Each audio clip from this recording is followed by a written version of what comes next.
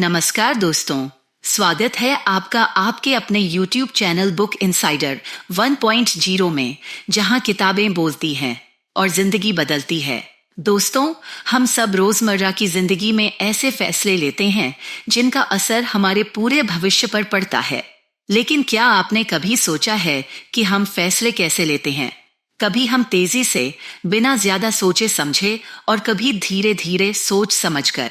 यही है उस मशहूर किताब thinking fast and slow, Daniel Kahneman का मूल संदेश। इस किताब ने लोगों को सिखाया है कि हमारे दिमाग में दो तरह की सोच काम करती है। एक है फास्ट थिंकिंग यानी कि तेज सोच जो झटपट निर्णय लेती है, और दूसरी है स्लो थिंकिंग यानी कि धीमी सोच जो गहराई से सोचती है, तर्क करती है और विश्लेषण करती है। लेकिन यह केवल सिद्धांत नहीं है। असली कमाल तब होता है जब ये सोच किसी की जिंदगी बदल देती है। और आज मैं आपको एक ऐसी ही सच्ची कहानी सुनाने जा रहा हूँ। Real life success story, Charlie मंजर। ये कहानी है चार्ली मंजर। ये कहानी है चार्ली वॉरेन बफेट के बिजनेस पार्टनर और दुनिया के सबसे बुद्धिमान निवेशकों में से एक माने जाते हैं। चार्ली मंगर की शुरुआती जिंदगी आसान नहीं थी। बचपन में ही उनके परिवार को आर्थिक परेशानियां झेलनी पड़ी। उन्होंने अपनी पढ़ाई खुद मेहनत करके पूरी की और आगे चलकर वे एक लॉयर यानी कि वकील बने। लेकिन उनका असली सफर तब शुरू हुआ जब उन्होंने समझा कि सिर्फ तेज दिमाग, फास्ट थिंकिंग यानी कि झटपट निर्णय लेने की आदत ही काफी नहीं है। शुरुआती दौर में मंगर कई ऐसे इन्वेस्टमेंट यानी कि निवेश करते थे जो सिर्फ भीड़ का पीछा करने पर आधारित होते। लोग कह रहे हैं तो मान लिया, जल्दी से फैसला लिया। लेकिन जब उन्होंने डैनियल काहनेमैन और एमोस ट्वेर्स्की के काम पढ़े तो उन्हें एहसास हुआ कि असली ताकत है स्लो थिंकिंग यानी कि गहराई से सोचकर निर्णय लेना। मंगर का टर्निंग पॉइंट। एक समय ऐसा आया जब चार्ली मंगर ने एक कंपनी में बहुत बड़ा निवेश कर दिया। उन्होंने सोचा था कि यह तुरंत फायदा दिलाएगी, लेकिन हुआ उल्टा। कंपनी डूब गई और उन्हें करोड़ों का नुकसान हुआ। उस वक्त उन्होंने खुद से पूछा, क्या मैं सिर्फ तेज सोच पर भरोसा कर रहा हूं? क्या मैंने गहराई से विश्लेषण, एनालिसिस यानी कि बारीकी से जांच किया? इसी सवाल ने उन्हें बदल दिया। उन्होंने थिंकिंग फास्ट एंड स्लो जैसी किताबों और शोध, रिसर्च यानी कि खोज का सहारा लिया। वहां से उन्होंने सीखा कि इंसान का दिमाग कई बायस यानी कि पूर्वाग्रह या झुकाव से भरा होता है। यही बायस हमें गलत फैसले करवाता है। बदलाव की शुरुआत। मंगर ने अपनी निवेश रणनीति बदल दी। अब वे हर फैसले को दो लेयर में परखते थे। फास्ट थिंकिंग यानी कि पहला त्वरित विचार जो उन्हें झट से बताता था कि सौदा अच्छा है या बुरा। स्लो थिंकिंग यानी कि गहराई से तर्क करना, जिसमें वे डेटा यानी कि आंकड़े, इतिहास और संभावनाओं की गहराई से जांच करते। इस बदलाव का नतीजा ये हुआ कि चार्ली मंगर न केवल अपने नुकसान से उभरे, बल्कि वॉरेन बफेट के साथ मिलकर बर्कशायर हैथवे को दुनिया की सबसे सफल कंपनियों में से एक बना दिया। सीख। चार्ली मंगर की जिंदगी हमें सिखाती है कि सोचने की दोनों प्रणालियों का सही संतुलन ही असली ताकत है। अगर हम सिर्फ तेज सोच पर भरोसा करेंगे तो हम बार बार गलतियों में फंस सकते हैं। लेकिन अगर हम धीमी सोच को जोड़ दें तो वही गलतियां हमें बड़े सबक और बड़ी सफलता दिला सकती हैं। तो आइए जानते हैं पहला सबक। लेकिन पहले एक छोटा सा काम कर दीजिए। इस वीडियो को लाइक कर दीजिए और चैनल को सब्सक्राइब यानी जुड़ जाइए इस चैनल से, ताकि आपको ऐसी ही बेहतरीन सीख हमेशा मिलती रहे। सबक 1, दो दिमाग की ताकत। सिस्टम 1 और सिस्टम 2। डैनियल काहनेमैन बताते हैं कि हमारा दिमाग दो हिस्सों में काम करता है। सिस्टम 1 यानी कि तेज सोचने वाली प्रणाली, यह हमारे दिमाग का ऑटोमेटिक यानी कि स्वतः चलने वाला हिस्सा है। उदाहरण के लिए, अगर मैं आपसे पूछूं दो तुरंत आपके दिमाग में जवाब आएगा। 4, यह सोच बिना मेहनत के होती है। सिस्टम 2 यानी कि धीमी और तार्किक सोचने वाली प्रणाली, इसमें मेहनत लगती है। ध्यान, फोकस यानी कि एकाग्रता चाहिए। उदाहरण, अगर मैं पूछूं 23 और 47 तो आपको बैठकर गणना करनी होगी। इसमें समय लगता है, लेकिन यह गहराई से विश्लेषण करती है। क्यों जरूरी है दोनों का संतुलन? सिर्फ सिस्टम 1 पर भरोसा करेंगे तो हम जल्दबाजी वाले फैसले करेंगे। सिर्फ सिस्टम 2 पर भरोसा करेंगे तो हम हर छोटे फैसले पर इतना सोचेंगे कि कंफ्यूज यानी कि उलझन हो जाएंगे। सही रास्ता है दोनों का संतुलन। तेज सोच हमें रोजमर्रा की छोटी चीजों में मदद करती है। धीमी सोच हमें बड़े और जीवन निर्णायक फैसलों में बचाती है। छोटा सवाल आपसे, अगर कोई दुकानदार आपको अचानक 50% डिस्काउंट का बोर्ड दिखा दे तो आप झटपट खरीदने का फैसला करेंगे या पहले सोचेंगे कि क्या वाकई यह डिस्काउंट असली है? यही फर्क है सिस्टम 1 और सिस्टम 2 का। अब मैं चाहता हूं कि आप मुझे बताइए, क्या आपको कभी ऐसा हुआ है कि आपने जल्दीबाजी में कोई निर्णय लिया सिस्टम 1 से और बाद में लगा कि काश थोड़ा और सोच लिया होता सिस्टम 2 से? फिर मैं आपके जवाब पर आगे शब्दों शुरू करूंगी। सबक 2, ह्यूरिस्टिक यानी कि मानसिक शॉर्टकट और बायस यानी कि पूर्वाग्रह। हमारा दिमाग अक्सर शॉर्टकट्स लेता है, इसे कहते हैं ह्यूरिस्टिक्स यानी कि मानसिक शॉर्ट। ये छोटे छोटे नियम हमें जल्दी निर्णय लेने में मदद करते हैं, लेकिन कई बार ये हमें गलत रास्ते पर भी ले जाते हैं। उदाहरण, मान लीजिए आप सुनते हैं कि किसी इलाके में चोरी बहुत होती है। अब अगर आपको रात में वहीं जाना पड़े तो आपका दिमाग तुरंत हो जाएगा।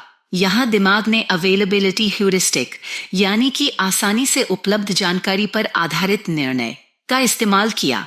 लेकिन सच्चाई यह भी हो सकती है कि उस इलाके में पिछले साल से चोरी का एक भी मामला न हुआ हो। फिर भी आपके दिमाग का बायस यानी कि झुकाव आपको गलत दिशा में धकेल सकता है। जिंदगी में असर, इन्वेस्टमेंट यानी निवेश में लोग अक्सर वही स्टॉक खरीदते हैं जिसके बारे में वे सबसे ज्यादा सुन रहे होते हैं। जॉब यानी कि नौकरी चुनते समय लोग कई बार सिर्फ कंपनी का बड़ा नाम देखकर फैसला कर लेते हैं, बजाय गहराई से जांच करने के। सीख, हमें यह समझना होगा कि हमारा दिमाग शॉर्टकट्स लेता है। अगर हम इस बात से अवेयर यानी कि सजग रहेंगे तो हम गलत फैसलों से बच सकते हैं। छोटा सवाल, क्या आपने कभी सिर्फ भीड़ देखकर कोई फैसला लिया है, जैसे सब लोग यही कर रहे हैं तो ये सही होगा? आपके जवाब के बाद मैं सबक 3, ओवर कॉन्फिडेंस यानी कि अति आत्मविश्वास का जाल शुरू करूंगी। बहुत अच्छा, अब आगे बढ़ते हैं। सबक 3, ओवर कॉन्फिडेंस यानी कि अति आत्मविश्वास का जाल। हम सबको अपने ज्ञान और फैसलों पर भरोसा होना चाहिए, लेकिन जब यही भरोसा हद से ज्यादा हो जाए तो वह हमें गलतियों की तरफ धकेल देता है। इसे कहते हैं ओवर कॉन्फिडेंस बायस यानी कि अति आत्मविश्वास का पूर्वाग्रह। एक कहानी से समझिए। एक बार एक इन्वेस्टर यानी कि निवेश करने वाला व्यक्ति ने सोचा कि उसे स्टॉक मार्केट यानी कि शेयर बाजार की पूरी समझ है। उसे लगा कि वह अगले महीने के मार्केट मूवमेंट्स यानी कि उतार चढ़ाव आसानी से भविष्यवाणी कर सकता है। उसने बिना ज्यादा रिसर्च यानी कि गहरी जांच किए करोड़ों रुपए लगा दिए। पहले 2 बार उसकी किस्मत चमकी और उसने सोचा कि वह जीनियस यानी कि विलक्षण प्रतिभा है, लेकिन तीसरी बार वह बुरी तरह फंस गया। उसकी सारी मेहनत की कमाई डूब गई। यही है ओवर कॉन्फिडेंस का जाल। रोजमर्रा की जिंदगी में उदाहरण, स्टूडेंट यानी कि विद्यार्थी सोचते हैं कि वे बिना पढ़ाई किए परीक्षा पास कर लेंगे। ड्राइवर मान लेते हैं कि उन्हें कभी दुर्घटना नहीं होगी और वे लापरवाही से गाड़ी चलाते हैं। बिजनेस यानी कि व्यापार में लोग मान लेते हैं कि उनका आइडिया इतना अच्छा है कि उसे असफल होना ही नहीं है। सीख, आत्मविश्वास जरूरी है, लेकिन ओवर कॉन्फिडेंस खतरनाक है। अगर हम मान लें कि हम सब जानते हैं तो हम सीखना बंद कर देंगे, लेकिन अगर हम हम्बल यानी कि विनम्र रहेंगे और हर फैसले में थोड़ी शक की गुंजाइश रखेंगे तो हम ज्यादा सही निर्णय ले पाएंगे। अब मैं आपसे पूछना चाहता हूँ, क्या आपने कभी ओवर कॉन्फिडेंस की वजह से कोई गलती की है? आपके जवाब के बाद मैं शुरू करूंगी सबक 4, लॉस एवर्जन यानी कि नुकसान का डर। बहुत अच्छा, अब हम बढ़ते हैं अगले हिस्से की ओर। सबक 4, लॉस एवर्जन यानी कि नुकसान का डर। डैनियल काहनमैन बताते हैं कि इंसान को नुकसान का दर्द फायदे की खुशी से कहीं ज्यादा गहरा लगता है। एक छोटा उदाहरण, मान लीजिए आपको कहा जाए अगर आप ये सिक्का उछालते हैं और हेड आता है तो आप 500 रुपए जीतेंगे, लेकिन अगर टेल आया तो आप 500 रुपए हार जाएंगे। ज्यादातर लोग इस खेल को खेलने से मना कर देंगे क्योंकि नुकसान का डर हमारे दिमाग पर ज्यादा हावी होता है, भले ही जीतने का मौका बराबर हो। असल जिंदगी में असर, इन्वेस्टमेंट यानी कि पूंजी लगाना में लोग कई बार अच्छा मौका खो देते हैं, सिर्फ इसलिए कि उन्हें नुकसान का डर होता है। रिलेशनशिप्स यानी कि संबंध में भी लोग अक्सर बदलाव से डरते हैं, क्योंकि उन्हें लगता है कि कहीं कुछ खो न बैठे। कहानी से सीख। किसी व्यक्ति ने शेयर बाजार में निवेश किया। शेयर की कीमत नीचे गिरने लगी, लेकिन उसने सोचा, अगर मैंने अभी बेच दिया तो नुकसान हो जाएगा। नतीजा ये हुआ कि उसने शेयर पकड़े रखे और बाद में पूरा पैसा डूब गया। यहाँ पर उसने लॉस एवर्जन यानी कि नुकसान का डर को हावी होने दिया। अगर वह शांत दिमाग से सोचता तो शायद छोटे नुकसान से बचकर आगे बड़ा फायदा उठा सकता था। सीख। नुकसान का डर स्वाभाविक है, लेकिन अगर हम उसी डर से चिपके रहें तो आगे बढ़ने के मौके खो देंगे। अब मैं आपसे पूछना चाहता हूँ, क्या आपको भी कभी ऐसा लगा है कि सिर्फ नुकसान के डर से आपने कोई बड़ा मौका छोड़ दिया? आपके जवाब के बाद हम शुरू करेंगे सबक 5, पहला प्रभाव या शुरुआती संख्या का असर। ठीक है, तो अब हम बढ़ते हैं अगले सबक की ओर।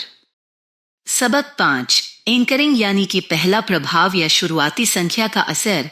हमारा दिमाग अक्सर किसी पहली जानकारी या पहली संख्या को पकड़ लेता है और उसी के आधार पर आगे के फैसले करता है। यही है एंकरिंग इफेक्ट। उदाहरण, मान लीजिए एक दुकानदार कहता है, ये शर्ट पहले 2000 रुपए की थी, लेकिन अब सिर्फ 1000 रुपए में मिल रही है। यहाँ 2000 रुपए एक एंकर यानी कि पहली संख्या का असर बन गया। आपके दिमाग को लगेगा कि 1000 रुपए सस्ता है, भले ही असली कीमत सिर्फ 800 रुपए ही क्यों ना हो। असली जिंदगी में असर। नौकरी, जॉब यानी कि काम में सैलरी नेगोशिएशन करते समय अगर सामने वाला पहले ही एक बड़ी या छोटी संख्या बोल दे तो हमारा दिमाग उसी के आसपास अटक जाता है।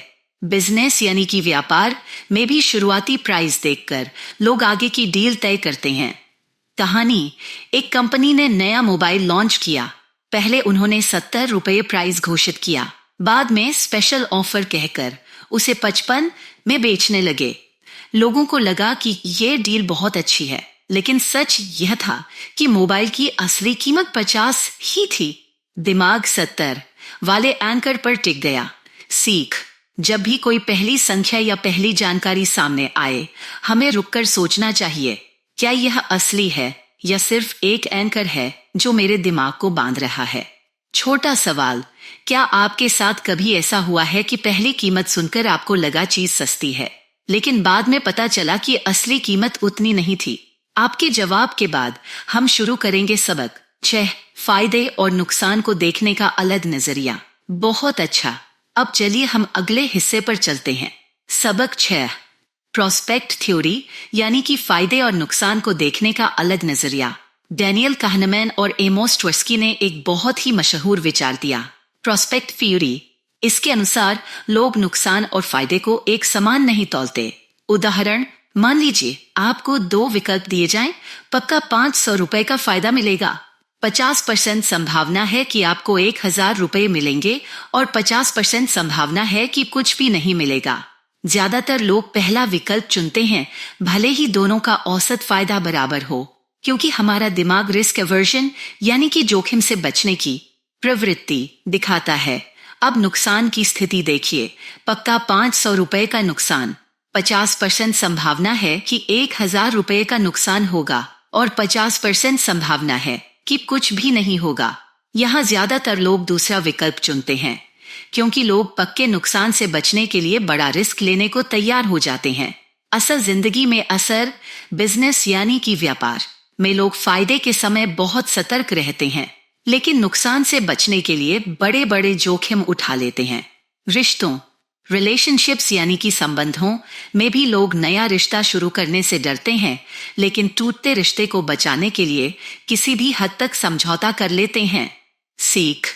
प्रोस्पेक्ट थियरी हमें यह सिखाती है कि हमें अपने फैसलों में यह देखना चाहिए कि कहीं हम सिर्फ नुकसान से डरकर या पक्के फायदे के लालच में तो गलत निर्णय नहीं ले रहे। अब हम आखिरी हिस्से पर पहुंचते हैं। सबक 7, फ्रेमिंग इफेक्ट यानी कि जानकारी कैसे पेश की जाती है, उसका असर। हमारे फैसले सिर्फ तथ्य, फैक्ट्स यानी कि हकीकत पर नहीं, बल्कि इस पर भी निर्भर करते हैं कि जानकारी हमें कैसे प्रस्तुत की गई है। इसे कहते हैं फ्रेमिंग इफेक्ट। उदाहरण मान लीजिए डॉक्टर कहते हैं इस ऑपरेशन की सफलता दर 90% है, तो मरीज आत्मविश्वास से राजी हो जाता है। लेकिन अगर वही डॉक्टर कहें इस ऑपरेशन में 10% असफलता की संभावना है, तो वही मरीज डर जाता है। जबकि दोनों वाक्य एक ही सच्चाई बता रहे हैं, फर्क सिर्फ फ्रेमिंग का है। असल जिंदगी में असर, राजनीति यानी कि राजनीतिक क्षेत्र में नेता अपने शब्दों से जनता की राय बदल देते हैं। बिजनेस यानी कि व्यापार में कंपनियां अपने प्रोडक्ट को ऐसे शब्दों में पेश करती हैं कि आपको वह और आकर्षक लगे।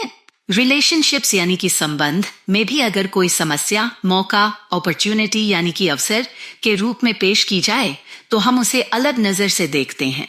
कहानी, एक कंपनी ने अपने प्रोडक्ट पर लिखा 95% फैट फ्री यानी कि 95% वसा रहित।